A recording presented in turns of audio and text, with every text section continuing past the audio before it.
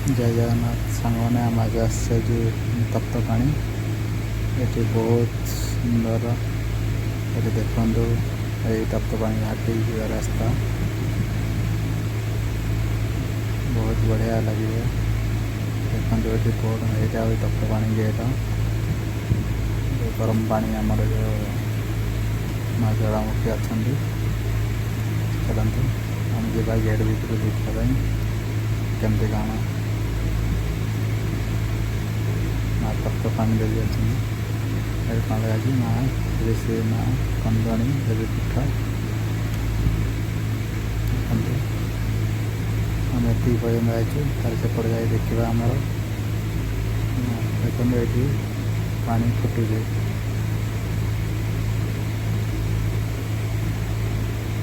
देखिपे बहुत पानी फुटी ये जा बाहर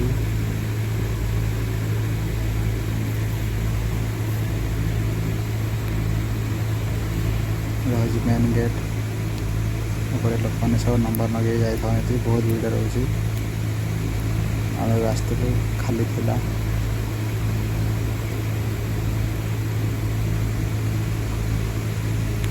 यदि के आसवा चाहते आसवे आसवा गरम पानी जो लोक मैंने गाधौं सेपटे देखो ये गरम पानी ये पुरुष मैंने गाधौं सेपटा पुरुष मैंने गाधों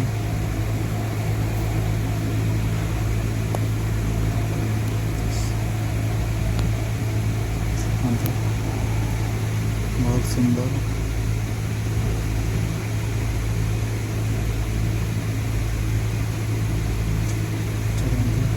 जा बाहरी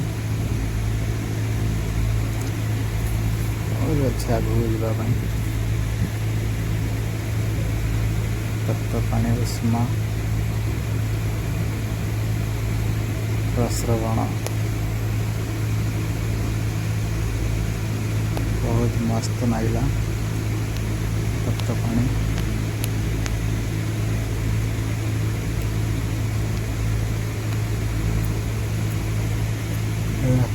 चिरांग चिरांग गेट से रास्ता आम आमर मेमोरी स्टोर खोलता तो आम रास्त वीडियो कर चिरांग आसला चिरांग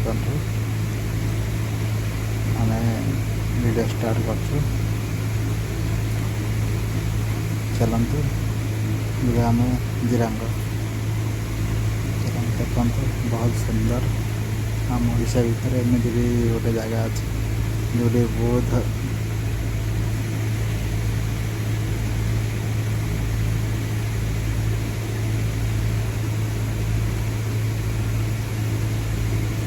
जोटा कि बुद्ध भगवान अच्छा बुद्ध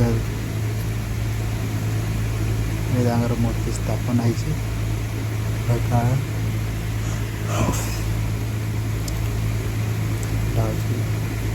आमर ओडिशा गजपति जिले में पड़ू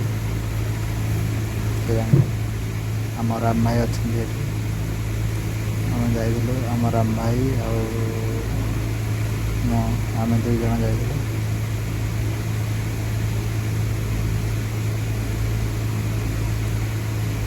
बहुत सुंदर यहाँ हूँ बौद्ध स्कूलटा भी गुरुकुल परिया से पाठ पढ़ते भी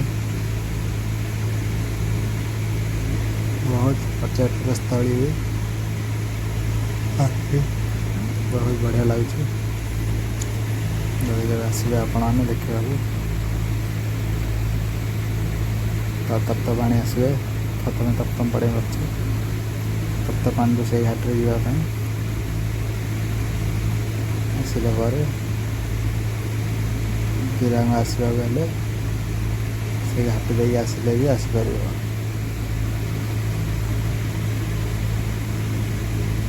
चिरांग बहुत सुंदर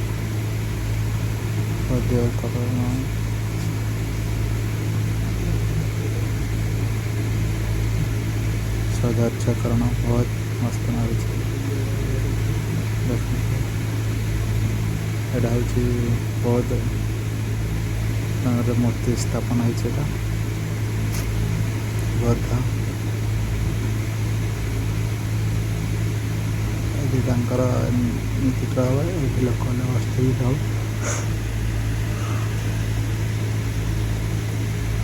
ତାଙ୍କ ସମାଜର ନୀତି ନିୟମ ସବୁ ବିଭିନ୍ନ ପ୍ରକାର ଅଛି।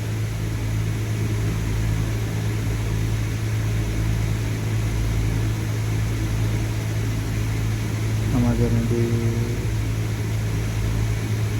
ଆସନ୍ତୁ ଜୟ ଜଗନ୍ନାଥ। ଆମେ ଆସିଛୁ ଆଜି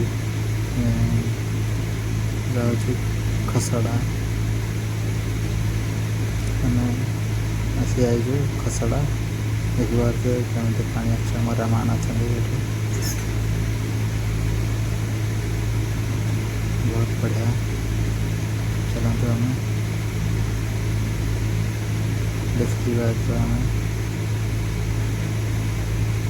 ଖସଡ଼ା ଆଗକୁ ଯିବା। ଆମେ କୋଉଠି କେମିତି ପାଣି ପଡ଼ୁଛି। ବହୁତ ସୁନ୍ଦର ପିକନିକ୍ କରିବା ପାଇଁ ପୁରା ଖସଡ଼ା ଏକଦମ ପୁରା ଫାର୍ଷ୍ଟ କ୍ଲାସ୍। ଯଦି ଯାଇ ପିକନିକ୍ କରିବାକୁ ଚାହୁଁଛନ୍ତି, ଭୋଜି କରିବାକୁ ଚାହୁଁଛନ୍ତି ତ ସମସ୍ତେ ଆସିବେ ଖସଡ଼ା। ଖସଡ଼ା ମାନେ ବହୁତ ପରଫେକ୍ଟ ଜାଗା। ଦେଖନ୍ତୁ ଇଏ ହେଉଛି ଖସଡ଼ା। ପୁରା ଭିଉ ପୁରା ମସ୍ତ ଆସିଛି। ଆଉ ବିୟୁଟିଫୁଲ୍ ଖସଡ଼ା ମାନେ ଏକଦମ ଠିଆ ହେବ ଯଦି ଟୋଟାଲି ମାନେ ଖସିବ ଗୋଡ଼। ସେଥିପାଇଁ କୁହାଯାଏ ଖସଡ଼ା। ମାନେ ଏନି ଟାଇମ୍ ପାଣି ରହୁଛି ନା, ପାଣି ପଡ଼ିବା ସକାଶେ ସେଇଟା ମାନେ ଶିଉଳି ପଡ଼ିକି ସେଇଟା କଳ ଖସୁଛି। ସେଥିପାଇଁ ଲୋକମାନେ ଏଠି ଗାଧଉଛନ୍ତି ବି। ସେ ଯେଉଁ ଅଛି ଆମ୍ବ ବଗିଚାଟା, ଏଇ ତୋଟଟା, ଏଇଠି ଭୋଜି ରାନ୍ଧୁଛନ୍ତି। ଏଗୁଡ଼ାକ ସବୁ ଭୋଜି ରନ୍ଧା ଜାଗା।